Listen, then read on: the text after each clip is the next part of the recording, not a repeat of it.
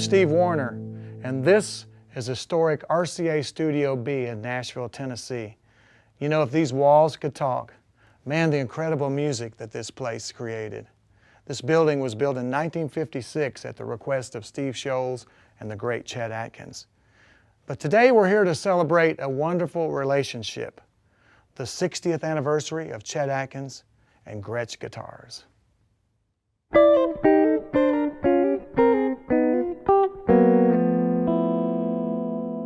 You know, there's a handful of artists out there.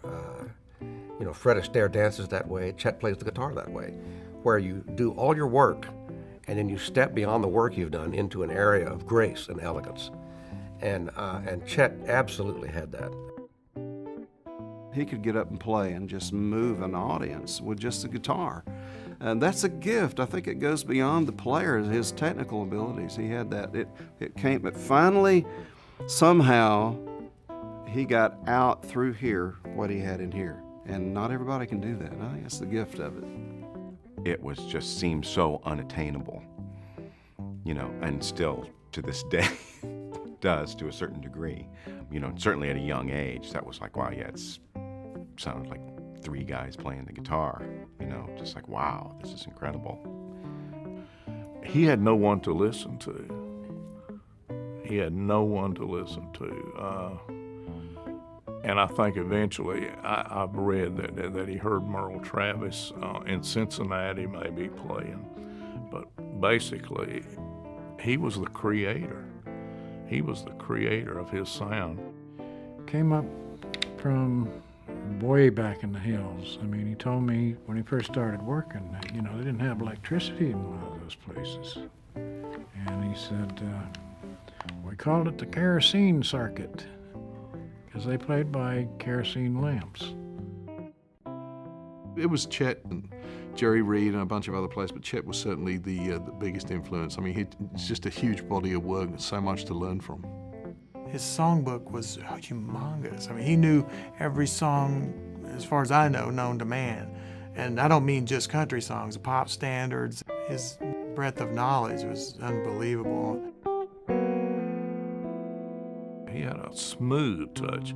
That's one of the first things that I noticed about his tone of the guitar and his style, that it just flowed like honey.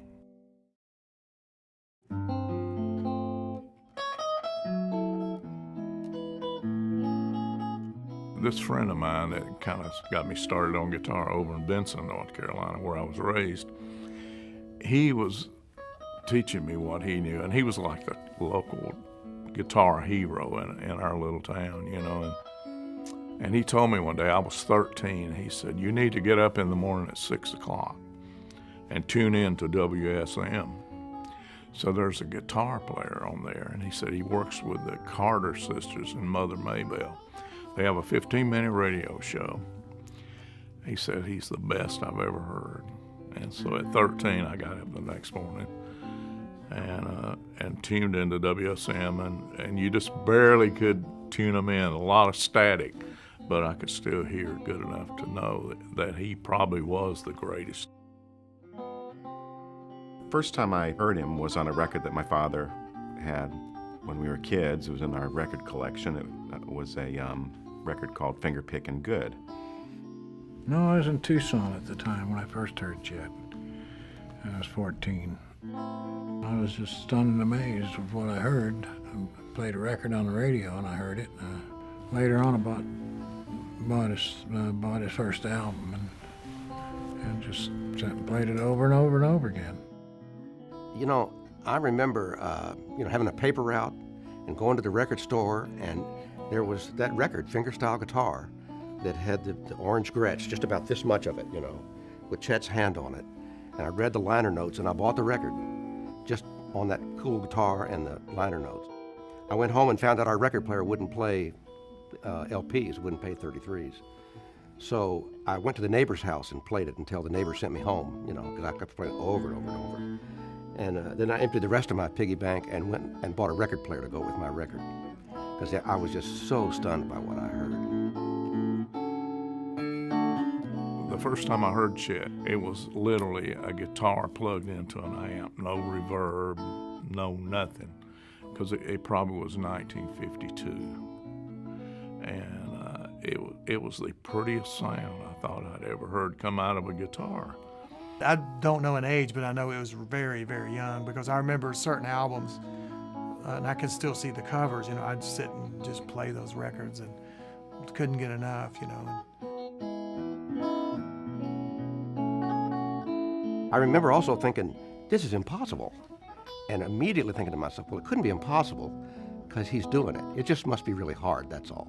And boy, that was a huge moment for me, because it meant I wasn't afraid to try. And it didn't bother me that I couldn't do it yet, because I knew it wasn't impossible. I just knew it was really hard. And it was really hard, believe me. As a kid, you're sitting there dreaming, man, if I could ever meet him one day, if I could ever get to play with him, what a dream, you know, and it's so funny how it turns out. I think he played from the heart. I think he played direct from the heart. And it was a gift. I think it was a gift that came from God. And I think that's a good enough answer.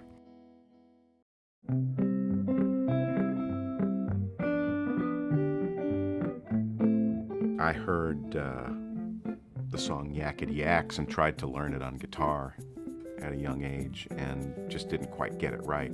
You know, I'd always wondered, how did he get that sound? How did he get that plucky sound? And, you know, I realized many years later after I started playing with him that he got that with the thumb pick. To me, I've said it before, I think his bass string rhythm was the key to the kingdom, so far as his feel. It was always in the pocket, always in the pocket.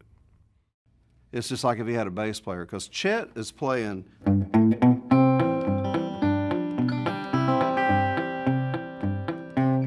like a bass player would play that, and like a rhythm guitar player would do this. And then he condenses that down to this, and sometimes a couple. And then that bass was, again, the lower bass, instead, it would be no, he hit the lowest bass he could. I always noticed about it, I just picked up on that. His thumb was totally different than Merle Travis. Like Chet's was real precise, you know, and it would match up with the bass or the left hand of the piano. Merle Travis, as Chet said, he was a stride piano player, so he had the 1 and the 5, you know. Merle Travis, as he said, he was more of a honky-tonk player. So blump, blump, blump, blump, which is correct. Both of them, they're both correct. And I can't do just the index like he did. I have to cheat. And they'd hit all these crazy.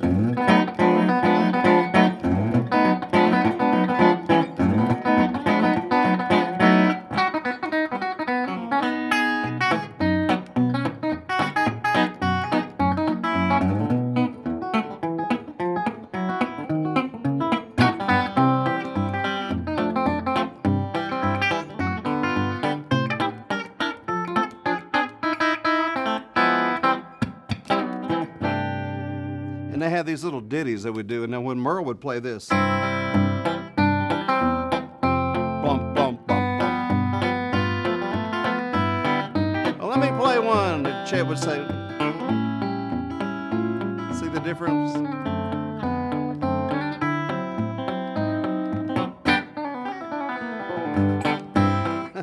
So that was the difference, and Merle was also a little bit more in-your-face player, and Chet was just a little bit more structured like a band would have played.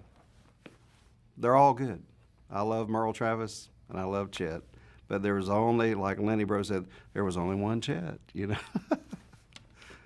Yeah, so on his Country Gentleman, he had that 0 fret here. That means the action is very even at this end. And so now the action that he had up here was higher than most people would play an electric guitar. And I think part of that is from growing up on an acoustic instrument. So that he's really playing the string. A lot of times people are playing the pickups. They're kind of thinking, how low, how easy can I make this? And he's really at work. it's a blue-collar gig for him, you know. He wants to, it's a hard hat, you know. So he's up here working hard with the vibrato, when to hang on, when to let go of this note, when to move like that. And he's really loving the string. And same thing down here, to be able to dig in and get a nice tone and the vibrato that you want. All those things happen much better if you've got the strings up just a little bit. I don't know that I've ever seen another electric guitar player with their strings up as much as that. One of the main things about being a finger picker is it's a solo style and it doesn't require a band. So you're really your own band. Particularly with that sound, you know, you've got the whole left hand of the stride piano, ragtime piano, and you can play the melody on the top. So really, it's just you. And I think there's only 3 instruments really that are designed to play solo, polyphonic. One, the guitar, the piano, and maybe the harp, because they're the only things that where you can play several notes at once. Well, I heard Chet say before, he said, well, I was always a sucker for a melody. And he said, and I was always just square enough, even as a producer, which we may talk about later. He says, I was always just kind of square enough to kind of understand and listen to what most people would like to hear. And he really articulated that through his playing of the guitar. Of course, some of it was very complex to a guitar player, but it was still simple enough that everybody seemed to like it. One thing I noticed about Chet is he always put the melody out front, you know.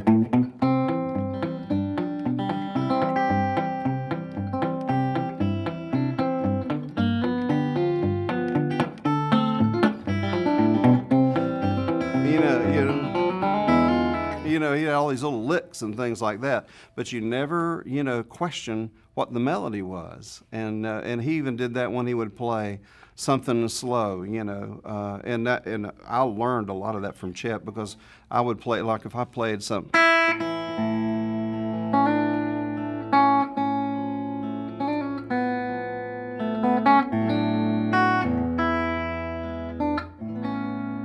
Or if it was like this.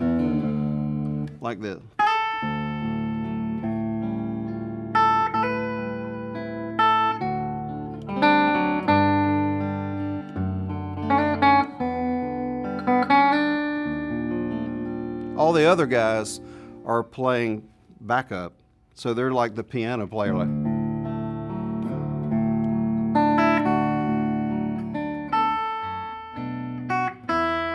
He's louder, and Chet always had movement.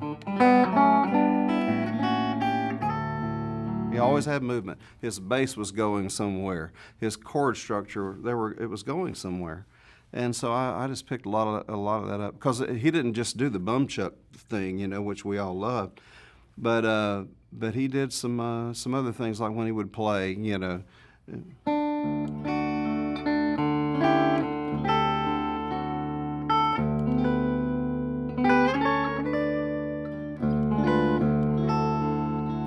played very sort of almost neoclassical, but still goes back to the piano. He played a lot like a piano player would have played that. Scotty Moore did the same thing. I remember one time at a award thing, we were all there together, and Chet turned around and said, Scotty, how come you were playing that with a thumb pick? And Scotty says, well, because we couldn't afford any more musicians, so I had to play the bass and then the melody also. So certainly you want to go grab a Gretsch guitar for, you would want to do that. That's a good starting place, but it goes back to, unfortunately, it's in your hands. He just had. And what amazed me about Chet too, I think, and I think a lot of it speaks to this. Anybody that was around Chet a lot would know what I'm saying here. You could go to his office anytime and walk in, other than lunchtime maybe, but he certainly loved his lunchtime. But you could go in his office anytime and he would be practicing. I mean, all the time.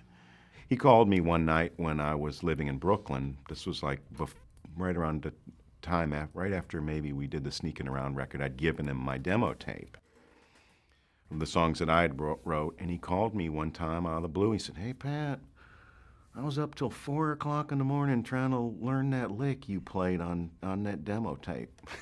And I was like, wow, really? That's really funny. you know, I was like, you know, I don't have to practice today. I'm going on the road and do my little songs, and I've got this. And then you go up to his office and go, he's Chet Atkins, and one day I walked in the office and he said, Steve, I got to show you. Oh, let me show you this thing. And it was a very innovative little riff that he was doing, the way he was catching this little roll.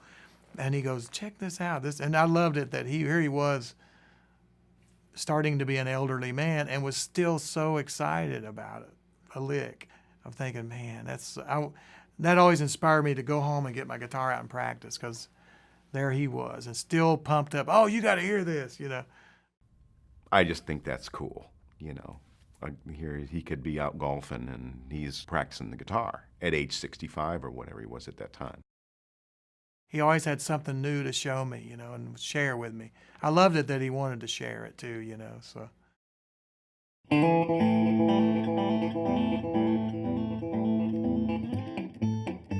Yeah, there's not a day goes by where I don't play a Chet tune or think about Chet or what he would have done in a certain situation or some lick he would have played. I mean, there's so much to my playing and the way I think about my career and recording and the sound that he creates. I mean, it's there. It doesn't go away. There was something about his touch and his tone and the way he played that just, it felt like an invitation. You know, it did not feel like I was listening to a record. I knew it was a record because I had to move the needle a lot, you know. And I've heard other people say that same thing, that Chet was not just playing guitar so that lots of people could hear the music. He was calling a lot of us and saying, learn what you can, come to town, and we'll get together. I mean, it's just the way it felt to me. You know? So I knew there was some future date that I would meet him, even a year into it, I would say, which turned out to be 20 years later, but you know, so. I think that's what caused me to play like I do, is listening to Chet and keeping the melody line a little bit louder. And when you're doing the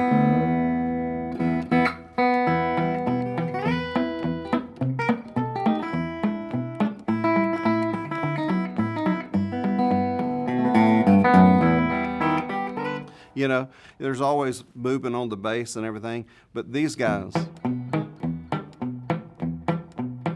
they're muted, so you can, or who would ever have thought to do that? It's just one note here, but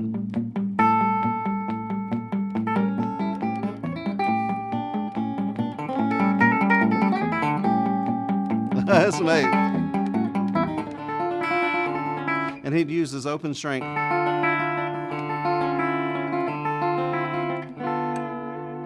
And I'm sure that's how Brian Setzer he got all those ideas that he would have playing that sort of thing too. And we all did. We all learned from Chet.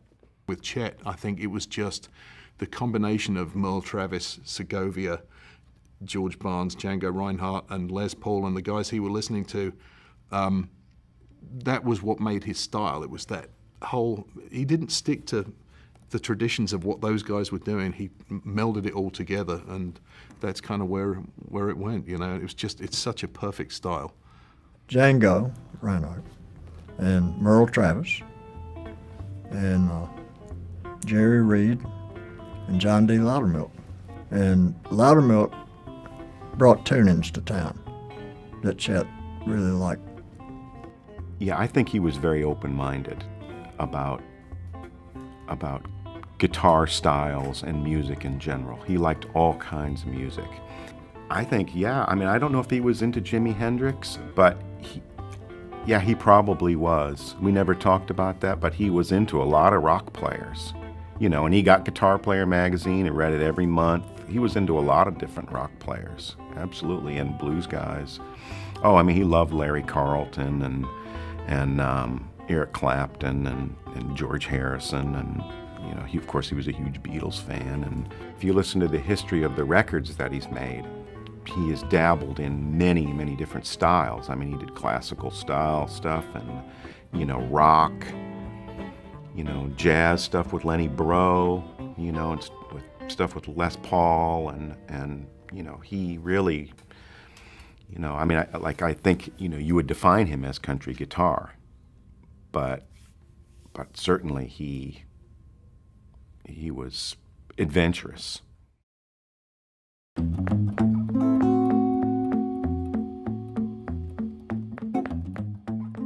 It seemed like that he never quit learning and creating stuff, you know. And I think he would learn from anyone. Maybe even, I hope somewhere down the line he noticed something I did. I hope he did, you know, and that he picked up on it. Because I sure stole a lot from him. I'll never pay back. You know, if you think about Chet Atkins, I mean, he is country guitar, right? That guy was country guitar. But he was so eclectic in his musical tastes, and he was always listening for different things that, you know, perked his ears up. He always wanted to know how I was getting a certain sound, or, you know, he was always looking to other people to find, wow, I heard this thing and thought it was really cool, you know. You know, it took me a while to realize how much, you know, his Gretches very often would have an extra hole and things like that. And he worked on my guitar a little bit too, and I would watch him and I realized it's not his guitar until it's had a knife and a screwdriver and some sandpaper and a little bit of Scotch tape on it, you know, to make it be that last little bit that it needs to be. I think that's from growing up in the country where you just fix things all the time, you know. And from him, that's another thing I guess I really learned from him is how to not be afraid of my guitar. I love it that I would go with him sometimes at lunch early on, and he would say, we'd leave lunch and he would say, I'm going to drop by Electra. That was a big electronics store, or Randolph Rice. He loved electronics, so I'm going to drop by and pick up some tubes. I need a couple 6L6s or whatever he needed.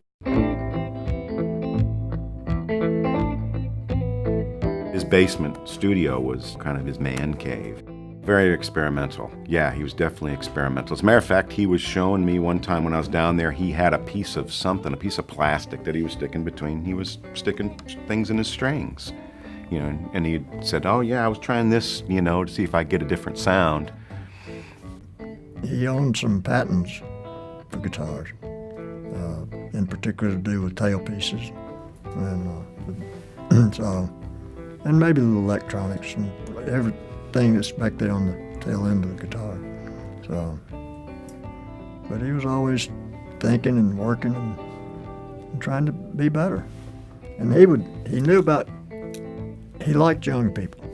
He was always asking me about pedals, how to get a, you know, sound with the pedal, and, you know, trying to show him how to get a good distortion tone, because he was messing around with that, you know. And, you know, and he did that song called Jam Man. You know, he got a Jam Man looper when it first came out. And as a matter of fact, there's that insurance company commercial that's on television that uses that song called Jam Man.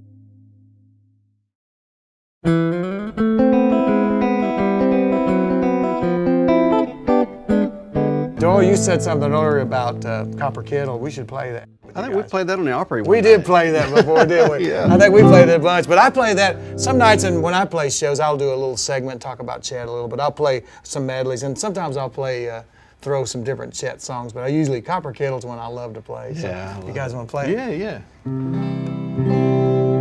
So how's it go? You want to kick it off? I was in church one night. This is funny, but not long ago I was at this great big church, and I thought, well, I'll play a Chet tune. And I started playing Copper Kettle. I'm going, wait a minute, that's about a still.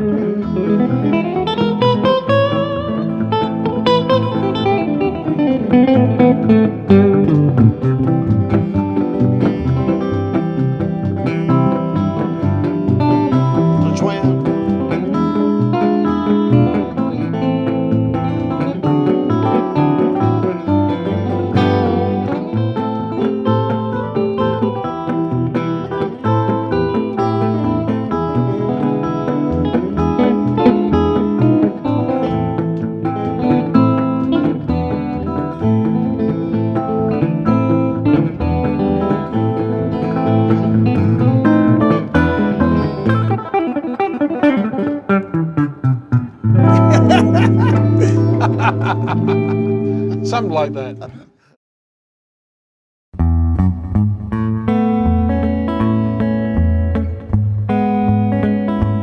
It always astounds me that it's really a three-pronged kind of a career, in that everyone knows he was a great guitar player, a master guitarist, Mr. Guitar. But just as a record label head, signing all the people that he signed, the great artists, who's who. I saw a roster once of like 2 or 3 pages of just names that he produced or either produced or brought to the label. And it's astounding, Dolly Parton to Waylon to Willie to, on and on and on and on, and Elvis, and then that's as a record label head. And now the third part of it is he was a record producer that produced hits on these people, So it astounds me what he achieved in the years he did it. I mean, and not on a small level either, on a high level, all three, So yeah, I think that gets overlooked sometimes, how much he did, I don't know how he did it all in this short time, and really amazing career.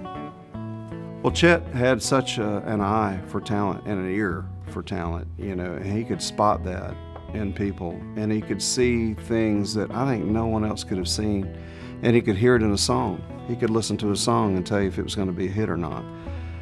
That goes beyond being a guitar player. I mean, Chet, the producer, he changed the course of music and the way we hear it. Don Gibson hits and all those things that everybody else wanted to just sort of throw it out the door, but not Chet. Next thing you know, I Can't Stop Loving You came along, and all that was all Chet. It was amazing. Of course, the Everly Brothers, Roy Orbison. I mean, so much history in this room. I can't actually believe I'm sitting here, but I'll take it. He was out in Denver, I think, when Steve Scholes discovered him and brought him back here to record his first album. And Steve was, by that time, running the Hollywood office of RCA, and Chet had been promoted he was in charge of RCA here in Nashville. He didn't even want to be a producer, Steve told me.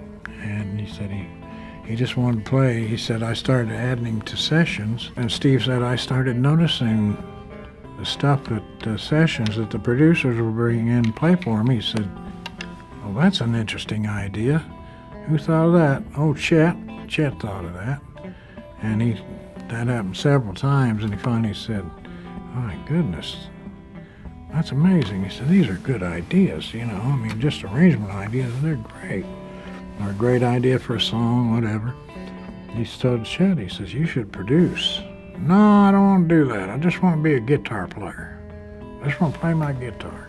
I don't want to produce. I think he said to John Knowles, I owe my success to my skills with a guitar and a razor blade, meaning he was an expert at cutting tape and splicing. Well, today we don't need to do that. Today we've got Pro Tools and Cubase and all those things, and there's no tape splicing anymore. But back in the day, that was a highly skilled job, and those guys were rolling the tape backwards and forwards to find that exact note and marking the X, and that was Chet doing that. He was doing a lot of the engineering. He also had a real respect for the musicians, because he would choose them to be the ones that ought to be on that record. That was part of knowing how the record ought to sound. And I remember one time a run-through, and Chet's back there listening, and he kind of looks like he's playing with an amplifier or something, but they were running through the tune, and they run through, and Chet gets on the talkback, and he says to the piano player, he said, I said, in that bridge there, I think it goes to an A flat on that one spot right there. So he listened to that whole thing, not even staring at it, and picked out the piano and gave the guy, so he flat out knew music. And of course, in that moment, he's not only getting the result he wants, now everybody in the studio, all the musicians know Chet is really listening. That's something when I was around him, I felt like I was in the room with Abe Lincoln or something. You weren't there to mess around. He didn't ever demand anything of anybody except by his presence. The few times I worked with him, I did notice that about him, that he was in total control of what was going on he wasn't power hungry. He wasn't, hey, look at me, I'm the producer. You do what I say. He gave you all the freedom in the world.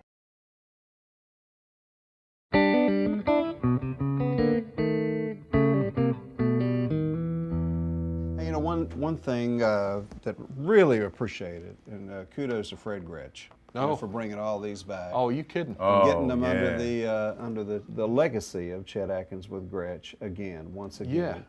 And not that it's just a brand, but it's just part of our lives. It's the sound. It's the sound great that sound. made the hits. Absolutely. Really. Yeah. It's just a beautiful thing. thing, yeah. It's a wonderful thing for every guitar player. I think we're so blessed to see Chet and Gretsch back together especially again. the Chet models specifically. I mean, it wasn't just a model of Country Gentleman or 6120. This is one of those. They also got the specific Chet models that were taken from his actual guitars, the original 6120, the CGP, and the Country Gentleman. All the measurements were taken, so they're replicas of Chet's actual guitars as well. And they sound great. Oh, and for they sure. just sound Play and play great great. and sound great. Right. Yeah. How about a little bit of Salty Dog Blues or something? You know? Okay. Yeah. Sure. Yeah.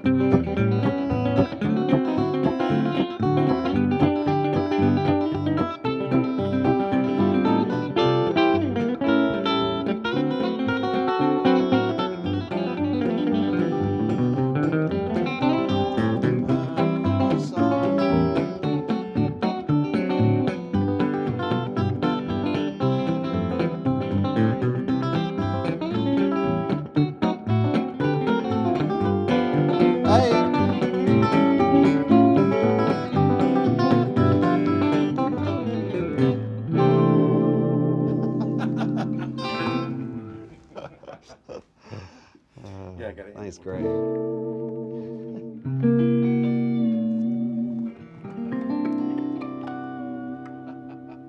All Chet. Every lick.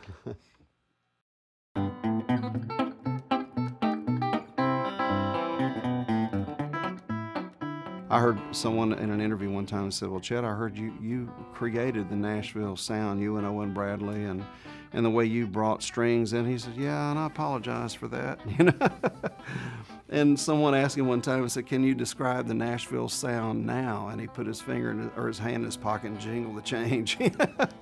So he had such a wit about him, and he never would take all that too serious. And I don't think he ever took himself as serious as everyone else did. He was a very, very funny person. I mean, just hysterically funny person. I mean, I would just get me laughing about stuff all the time. And he was very funny in a very mischievous way. He was always trying to like get you. One night in Anchorage, Alaska, we were playing a show, and I was playing bass, and we were playing a kind of up-tempo song. I was kind of boom, boom, playing my thing over there, and Chet throws the solo to Tony Migliore, played piano with us, and folks, Tony Migliore, the applause, you know, and he's playing his butt off on a solo, and Chet kind of walks over to me. For only my purpose, no one in the whole planet heard this but me. Chet bends over and he says, has anyone ever told you you're the world's greatest bass player? And I'm boom, boom, I go, no. And he goes, have you ever wondered why? And I'm thinking, did he just say that? I'm the only person on the earth that had the benefit of hearing that. It was just for me, you know. I thought that's hilarious, you know. You know, we would do a song where everybody would go around and take a chorus, and now Pat's gonna yodel for us, you know, or something that just always putting you on the spot. And, You know, he owned lots of rental property up and down Music Row here. And one day after lunch, we went by the hardware store, and he bought a box of light bulbs. And we went by one of his rental properties to replace light bulbs. And this one building was one of the old houses that had the high ceiling.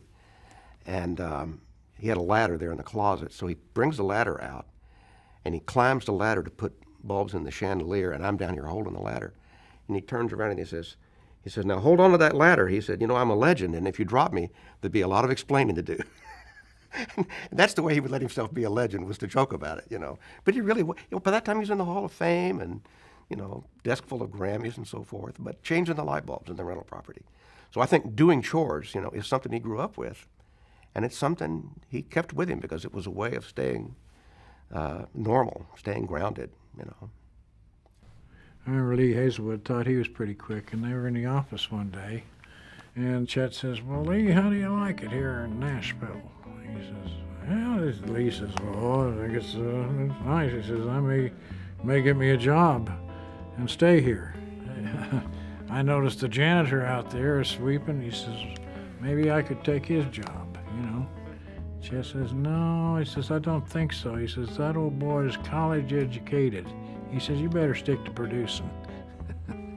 Just little stories about Chet. Chet was known for being pretty frugal. I mean, he was a Depression child.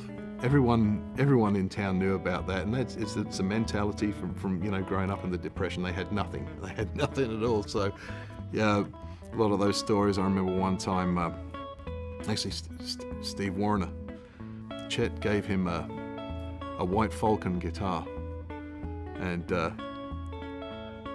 hey, thanks, Chet, that's great. I think Chet said, do you have a garage? Hey, Steve, do you have a garage guitar?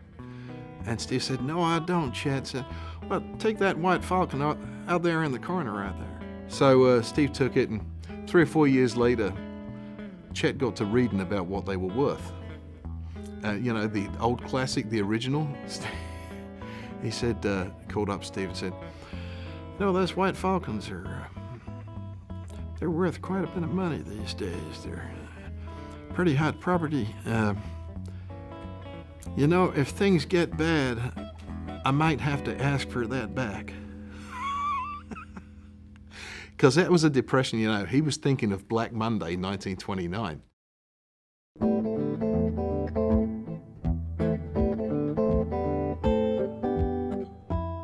You know, it amazes me to his sense of who was who and what they had to offer was highly refined, and he trusted it. It took him a while to trust it, I'm sure, but by the time I met him, if he was interested in something, he pursued it. He didn't question. He called it, he said, I gotta trust my ears, is what he said, you know, which is, his ears were like his instinct and his judgment and all that stuff. He would tell stories, too, about people play. I remember him talking about Roger Miller playing for him the first time and how nervous he was, and he couldn't play. And I thought about that, and I thought, why wasn't I nervous the first time I played for him? And I realized later he did everything he could to not be Chet Atkins the legend. He tried to be Chet Atkins the guy, you know, to tone it down. But some people just couldn't be calmed down. But for some reason, when I first met him, I just felt like I was around somebody I'd always known. You know, just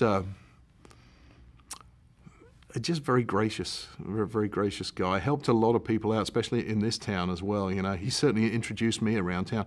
Rather than me go and meet people, he would say, "I've got to take you to meet this guy." And when I first came to Nashville, he took us around several places and introduced us to folks. And that means a lot more when somebody like, you know, Chet's introducing you to somebody. It means a lot more than you just sticking out your hand and saying, "Hey, I'm Richard Smith." Chet says, "Hey, this is Richard Smith." It means a heck of a lot more. And he did that for a lot of people, I know that. He called me in one day. He says, "Yeah, I've kind of followed you through the years. I know you do church stuff and things. I admire that." And he was walking down the steps and had this guitar in his hand. And he says, "I've been thinking about you. You've been holding this for a long time. I want you to have one of my guitars." He's just a very generous guy. He didn't have to do that, you know, just a wonderful guy. He had no idea how that lifted me up, because at that time I was really thinking of quitting and not playing out anymore and just settling in and just staying at home, and which is not a bad idea, really, because it's not for everybody. It's very difficult to travel all the time. But it was a time in my life to where I really needed that.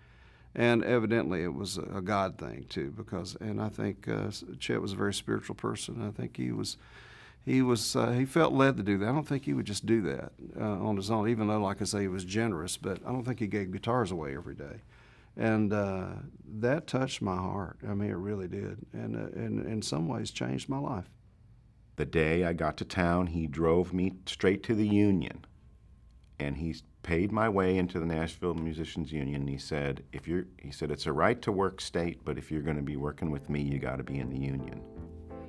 And so I was very, very lucky. And I mean, till to this day, you know, and it was not just Chet, but also Merle, his daughter, and Leona. I mean, they all took me in and just really helped me out. You know, I was a new guy to town, and Chet introduced me to people, and I got to kind of hit the ground running, and I've never really stopped working since.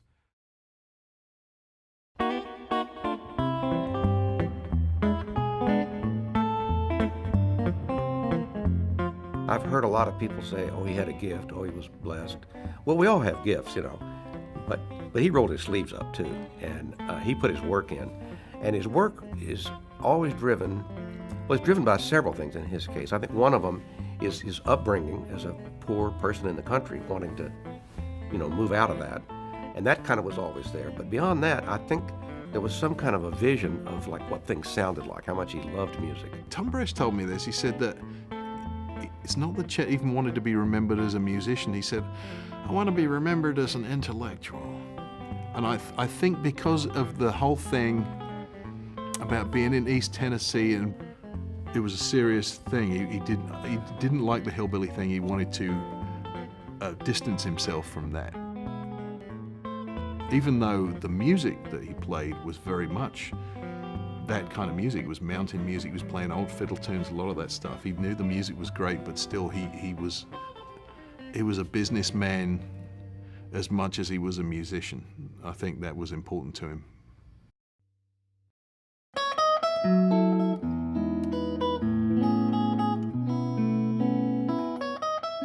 It would take you back every time I heard him play to a child, you know, to a kid 13 years old, hearing that sound for the first time. I love the fact that he was, how gentle he was, how nice and humble he was, you know, and just everything you would picture him to be, as I always pictured him to be, you know.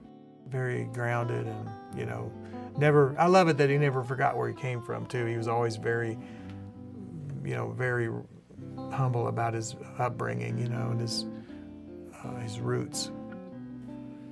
I mean, he knew who he was. He was an executive. He knew who he was. He carried himself well. He was stately. He was a country gentleman.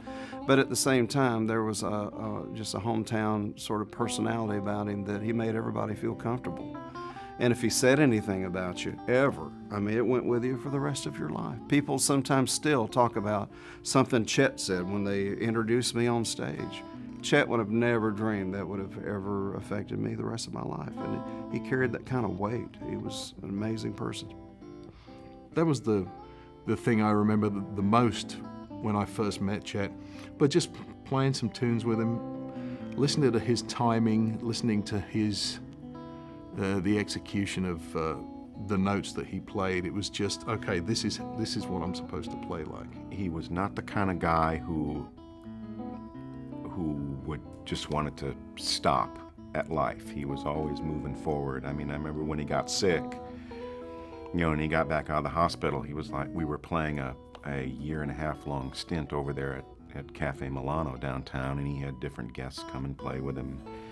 And after he got out of the hospital, we were off for a couple months, and as soon as he got out, he was like, man, let's go. Let's start playing again.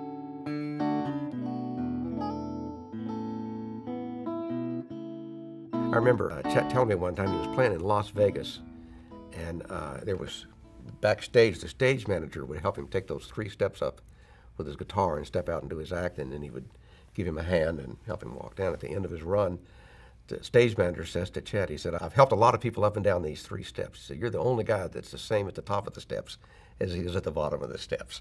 Now, Chet told me that story, which is to say he valued that observation a lot, to be the same at the top of the 3 steps as at the bottom. You know, so. I sure miss him now that he's gone. We went to his funeral, and he had it at the Ryman Auditorium. And up the street from the Ryman, there's a statue of Chet, sitting there on a stool, playing the guitar in bronze. And there's a place, if you want to get your picture taken, you can sit down next to him and play with him. Anyway, he said one rainy night, he said, wife drove him out there. He hadn't seen it, and he heard it was there, and he wanted to go see it. So one rainy night, he says, he'd been pretty sick, so he says, but he's feeling better. So he got out and he got in the car, and his wife drove him past there, and he says, I looked out at that. He says, it's the most beautiful thing I ever saw. And I thought, there you go.